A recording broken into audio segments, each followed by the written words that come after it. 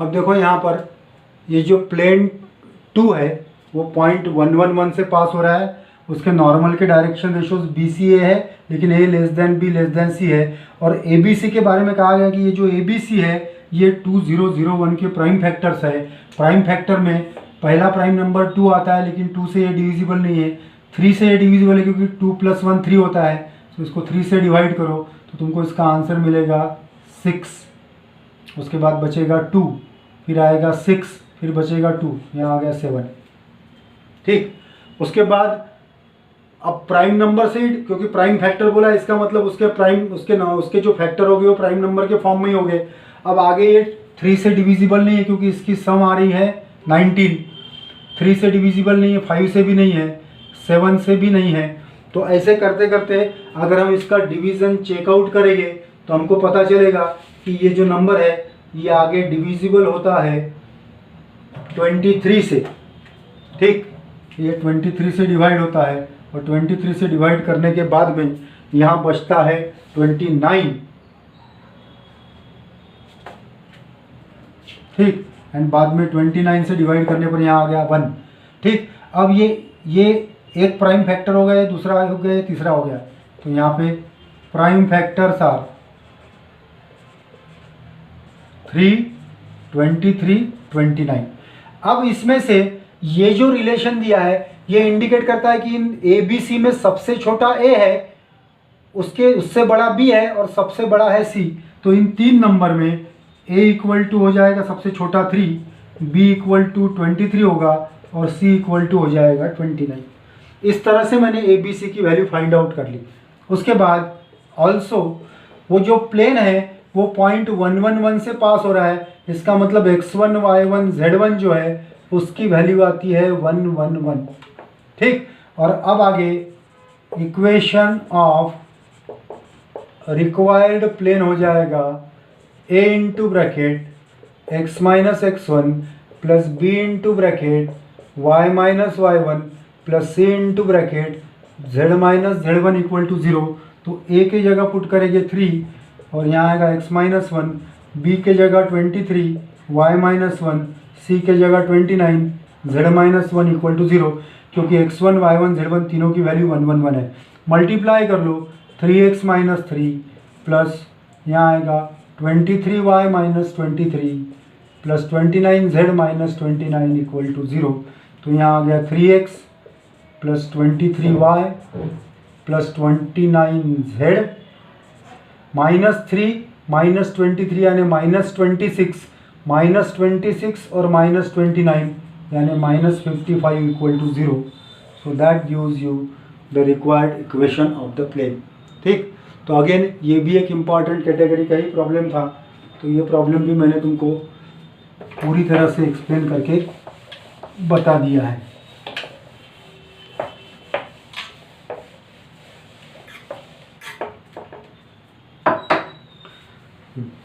Then the next problem 123 है, उसमें तुमको थोड़ा सा करेक्शन करना होगा।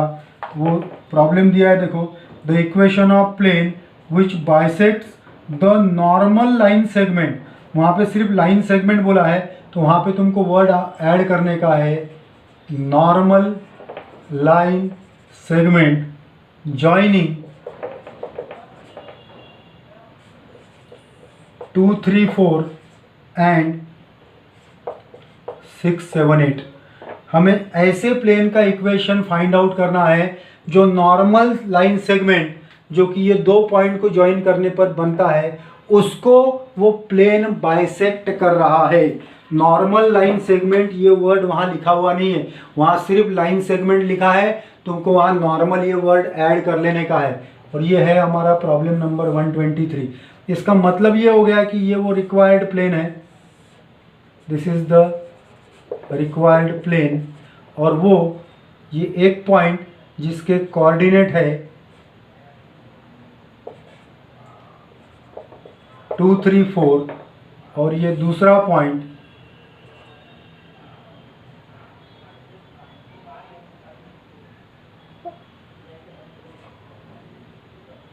जिसके कोऑर्डिनेट्स है 6, 7, 8। ये जो प्लेन है वो इस सेगमेंट को बाइसेक्ट कर रहा है, मतलब ये पार्ट और ये पार्ट इक्वल है। अगर ये पॉइंट को मैं ए कंसीडर करता हूँ तो अल्टीमेटली यहाँ पर ए जो है ये प्लेन पर रहने वाला पॉइंट बनेगा, और ये जो ए है वो पी क्यू का बन जाएगा मिड पॉइंट। तो मुझे यहाँ लिखना पड़ेगा since required plane bisects normal segment PQ at A, therefore A is midpoint of PQ हो जाएगा।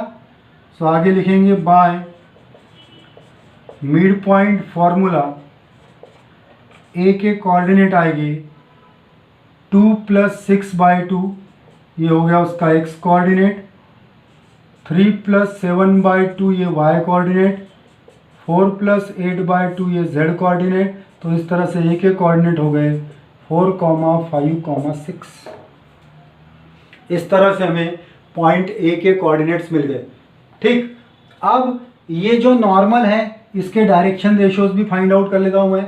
आगे मैं लिखता हूँ direction ratios of normal P Q निकालते हैं, तो वो आएगा y2 x2 - x1 यानी a की वैल्यू आएगी 6 - 2 यानी 4, b की वैल्यू आएगी 7 - 3 यानी फिर आ जाएगा 4, c की वैल्यू 8 - 4 यानी आ जाएगा 4, एंड दैट इज़ 1 1 1, क्योंकि सभी नंबर 4 से डिविजिबल है। इसका मतलब डायरेक्शन रेशियोज ऑफ नॉर्मल हो गए 1 1 1। उसके बाद आग लास्ट में इक्वेशन ऑफ रिक्वायर्ड प्लेन आएगा a into bracket x minus ये हो गया मेरे लिए x1 plus b into bracket y minus ये हो गया मेरे लिए y1 plus c into bracket z minus ये मेरे लिए हो गया z1, and that is equal to 0। तो यहाँ आएगा x plus y plus z minus 15 equal to 0 gives you the required equation of plane in case of problem number 123। तो ये हो गया प्रॉब्लम नंबर 123 का सॉल्यूशन। तो यहाँ पर प्रॉब्लम में नॉर्मल ये वर्ड ऐड कर लेना वहाँ नहीं दिया है।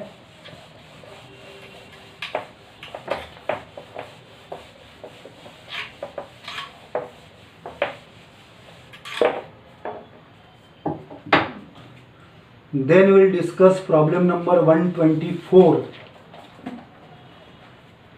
अब ये जो प्रॉब्लम नंबर 124 हम कंसीडर कर रहे हैं, इस प्रॉब्लम में the Cartesian equation of plane whose vector equation is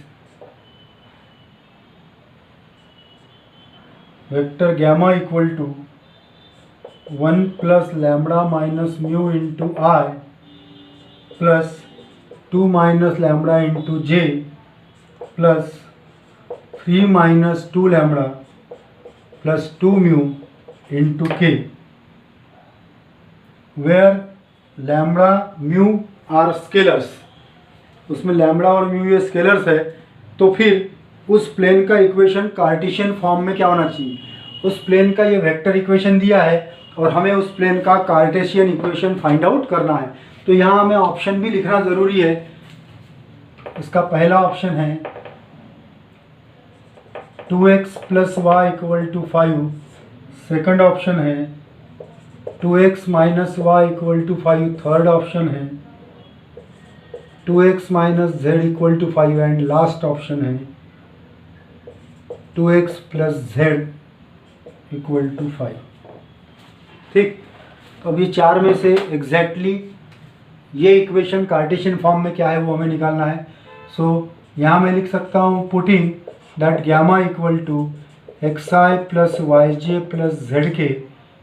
तो वी गेट, हमको यहाँ मिलेगा xi + yj + zk equal to 1 + lambda minus mu into I plus 2 - lambda into J plus 3 - 2 lambda plus 2 mu into के।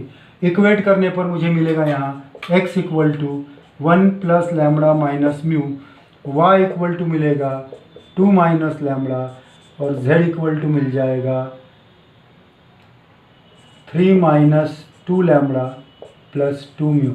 इसका मतलब ultimately मुझे यहाँ पर एक्स वाई जेड की वैल्यू मिल चुकी है।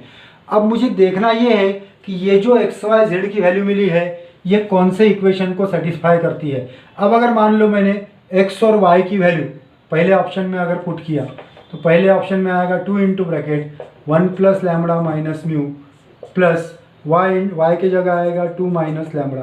तो इसको सॉल्व करने पर मुझे आंसर अगर 5 मिल रहा है तो समझ जाना ऑप्शन ए है, बट नहीं मिल रहा है, देखो नॉट इक्वल टू 5, क्योंकि यहाँ पर 2 लैम्बडा माइनस 2 म्यू की टर्म यहाँ कैंसिल हो ही नहीं रही है, मतलब मुझे आंसर 5 नहीं मिल सकता। ऑप्शन बी के बारे में सोचो, ऑप्शन बी में एक्स और वाई की वैल्यू यहाँ पुट करो और तुमको फिर से आंसर उसका 5 नहीं मिल रहा है, तो ऑप्शन ए भी नहीं है, ऑप्शन बी भी नहीं है, ऑप्शन सी भी नहीं है। लेकिन अगर हम डी में पुट करके देखते हैं तो पता चलता है, यहाँ देखो, यहाँ 2 इंटू एक्स के जगह पुट कर रहे हैं हम 1 plus lambda minus mu plus Z के जगह हम पुट कर रहे हैं 3 minus 2 lambda plus 2 mu. Solve करो तो यहाँ आएगा 2 plus 2 lambda minus 2 mu plus 3 minus 2 lambda and plus 2 mu. तो ये प्लस 2 लैम्बडा माइनस 2 के साथ cancel, minus 2 mu plus 2 mu के साथ कैंसिल, आंसर आ गया 5, इसलिए ऑप्शन आ रहा है उसका डी। मतलब अकेला ऑप्शन डी ही ऐसा है जो उस एक्स वाई जेड के वैल्यू को सेटिस्फाई कर रहा है, इसीलिए उसका ऑप्शन होना चाहिए ऑप्शन नंबर डी।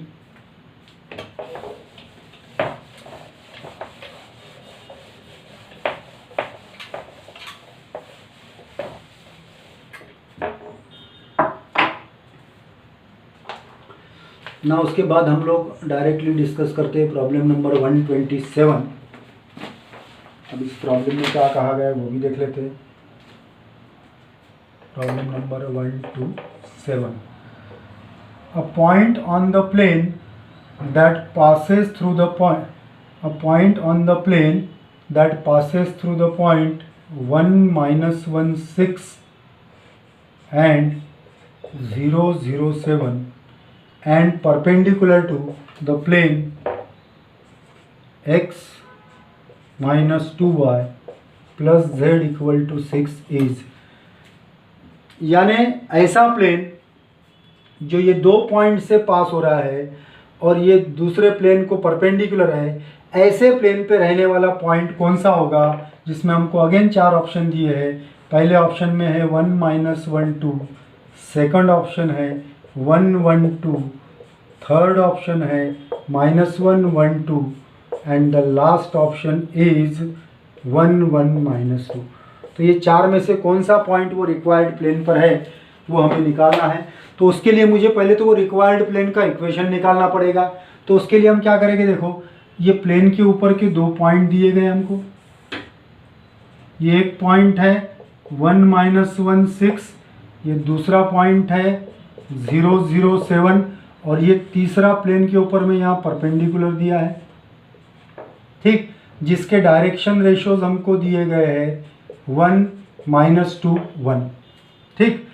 अब सबसे पहले तो मुझे रिक्वायर्ड प्लेन के ऊपर के ये 2 पॉइंट दिए हैं, ठीक। इसमें से अगर ये पॉइंट को मैं x1 y1 z1 अगर कंसीडर कर लेता हूँ तो वो प्लेन का इक्वेशन होगा।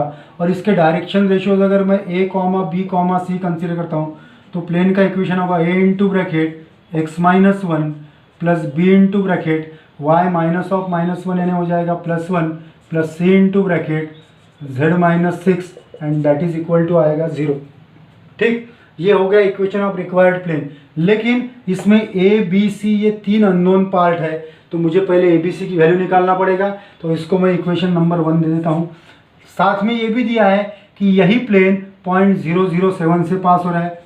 ऑल्सो प्लेन 1 पास थ्रू 0-0 7, तो यहाँ x की जगह पुट करते हैं 0, y के जगह पुट करते हैं 0 और z के जगह पुट कर लेते हैं 7, ठीक। तो ये टर्म मुझे मिलेगी -a plus b plus c equal to 0। ये ए बी सी के फॉर्म में मुझे एक इक्वेशन मिल गया है जिसे मैं दे रहा हूँ इक्वेशन नंबर 2।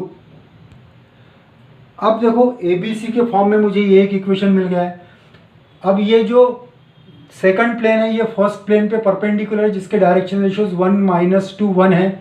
ये प्लेन के डायरेक्शन रेशियोज ABC है, तो इन दोनों से एक और इक्वेशन बनता है, since plane x - 2y + z = 6 perpendicular to plane 1, so therefore यहाँ आएगा 1 × a यानी a -2 × b यानी -2b प्लस 1 × c यानी c = 0। तो ये ABC के फॉर्म में एक रिलेशन मिल गया, ये दूसरा रिलेशन मिल गया। अब मुझे करना क्या है, ये ABC की वैल्यू और ये ABC वाला इक्वेशन, इन दोनों इक्वेशन का यूज़ करके मुझे ABC फाइंड आउट करना है। तो फिर मैं लिखूंगा a अपॉन डिटर्मिनेंट पहला बनेगा 1 1 और -2 1 इक्वल टू -b अपॉन यहाँ आएगा -1 1 और इधर आएगा 1 1 इक्वल टू c अपॉन इधर आएगा -1 1 और इधर आएगा 1 - 2।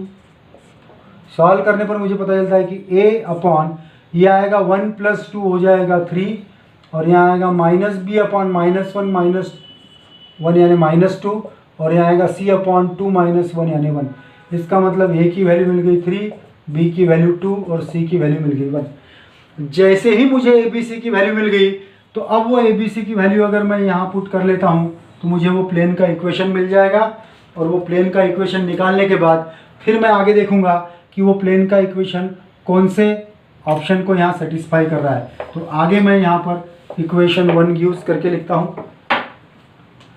तो आगे लिखता हूँ मैं इक्वेशन 1 गिव्स, इसको 3 से मल्टीप्लाई करके लिखो डायरेक्ट, a की जगह 3, तो that gives you 3x - 3 plus b की वैल्यू 2 है तो इसको 2 से मल्टीप्लाई करो, सो 2y + 2। c की वैल्यू 1 है तो इसको 1 से मल्टीप्लाई करो, यहाँ आएगा z - 6 = 0। तो इक्वेशन ऑफ प्लेन आएगा 3x + 2y + z, ये -9 + 2 यानी -7 = 0। ये हो गया प्लेन का इक्वेशन। अब इस प्लेन पर ये चार में से कौन सा पॉइंट है ये हमें देखना है, वो तो इजी है। तो इसमें से x y z की ये जो वैल्यूज़ है, इसमें से जो वैल्यू इस इक्वेशन को सेटिस्फाई करेगी वही पॉइंट वहाँ होगा। तो यहाँ पुट करके देखो, x की जगह मैंने 1 पुट किया तो हो गया 3 - 2 यानी आ गया 1, 1 + 2 आ गया 3 और 3 - 7 0 नहीं होता तो ऑप्शन ए नहीं है। इस तरह से b की वैल्यू पुट करो 3 और ये +2 हो गया 5, 5 + 2 हो गया 7, 7 - 7 0, बी सेटिस्फाई कर रहा है इसीलिए उसका ऑप्शन हो गया बी। तो इस तरह से हम जज कर सकते हैं कि वो जो प्लेन है वो कौन से पॉइंट से पास हो रहा है। बचे हुए समय में हमारा एक प्रॉब्लम और डिस्कस होता है तो वो भी डिस्कस कर लेते हैं। तो नेक्स्ट प्रॉब्लम जो हम डिस्कस करने जा रहे हैं वो है problem number 128। So let us discuss problem number 128। तो प्रॉब्लम नंबर 128 में कहा गया है the intercept of the plane 5x - 3y + 6z = 60 on coordinate axis r। मतलब ये जो प्लेन है वो कोऑर्डिनेट एक्सिस यानी x एक्सिस, y एक्सिस और z एक्सिस को कहाँ इंटरसेक्ट कर रहा है वो हमें निकालना है। ठीक, तो इसका मतलब मुझे equation of plane intercept form में लिखना पड़ेगा। Equation of plane in intercept form है x/a + y/b + z/c = 1। Equation of plane in intercept form है x/a + y/b + z/c = 1। इसका मतलब ये हो गया कि जब प्लेन का इक्वेशन हम इंटरसेप्ट फॉर्म में लिखते हैं तो =1 आना चाहिए। यहाँ =60 दिया है, इसी में लिखता हूँ डिवाइड बोथ साइड बाय 60, तो you will get 5x/60 - 3y/60 + 6z/60 = 60/60। आगे ये हो जाएगा x/12 प्लस यहाँ मैं लिखता हूँ इसको डिवाइड करने पर नीचे 20 आएगा तो y/-20 = z/ आ गया 10 = आ गया 1। आगे मैं लिखता हूँ कंपेयरिंग इट विथ, इसको इसके साथ कंपेयर करो तो हमको a की वैल्यू मिल गई 12, b की वैल्यू मिल गई -20, c सी की वैल्यू मिल गई 10। इसका मतलब वो जो प्लेन है वो एक्स एक्सिस को 12 में इंटरसेक्ट कर रहा है, वाई एक्सिस को -20 में, और जेड एक्सिस को इंटरसेक्ट कर रहा है 10 में। So intercept of the plane are 12, -20 and 10। And I think ये जो पार्ट प्रेजेंट है वो प्रेजेंट है ऑप्शन नंबर सी में, इसीलिए उसका आंसर हो जाएगा ऑप्शन नंबर सी। तो इस तरह से equation of plane in intercept form में भी हम लोग सॉल्व कर सकते हैं। अब बीच में जो भी कोई प्रॉब्लम्स छूट गए या जो मैंने डिस्कस नहीं किए हैं वो प्रॉब्लम्स तुम लोगों को सॉल्व कर लेना है। अब आगे हमारे पास में इस लेक्चर में अभी प्लेन के कुछ और प्रॉब्लम्स बचे हुए हैं, मतलब काफ़ी प्रॉब्लम है, 4-5 लेक्चर लगेंगे उसको। उसके बाद हमारा पेपर 1 का जो पोर्शन जो मेरे अंडर में था वो नियर अबाउट कंप्लीट हो जाएगा, और फिर हम लोग पेपर 2 में पहले डेरिवेटिव का पोर्शन स्टार्ट करेंगे JEE का, एंड डेरिवेटिव के पोर्शन के बाद में फिर स्टार्ट करेंगे इंटीग्रेशन। लेकिन उससे पहले तुमको लिमिट्स का जो पोर्शन है वो थोड़ा बहुत रिवाइज करके देख लेना होगा, ठीक है ना, क्योंकि डेरिवेटिव में कुछ जगह लिमिट का यूज़ होने वाला है, तो इसलिए लिमिट्स वाला पोर्शन भी देख लेना। और खैर अगर वो नहीं भी हुआ तो उसमें एक एल हॉस्पिटल रूल करके है, तो लिमिट्स और कंटिन्यूटी के प्रॉब्लम डेरिवेटिव के मेथड से भी सॉल्व किए जाते हैं, तो वो भी मेथड मैं आप लोगों को बता ही दूंगा, ठीक है। So this is complete about this particular lecture. अब नेक्स्ट लेक्चर में हम लोग आगे के प्रॉब्लम यहाँ पे डिस्कस करेंगे।